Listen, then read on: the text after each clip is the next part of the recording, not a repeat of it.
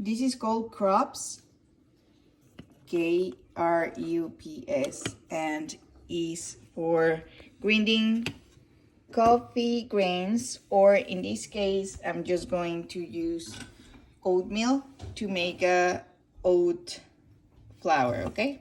So I'm going just to pour that portion there and put the lid on. And it's super easy. You just connect it to the power outlet and just do it like this.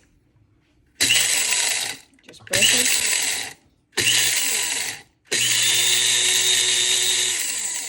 Until you have your flour.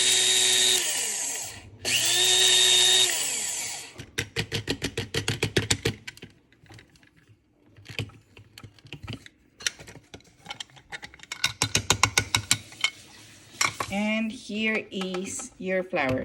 You can use it to grind the coffee and put it in the cups for your coffee maker as well.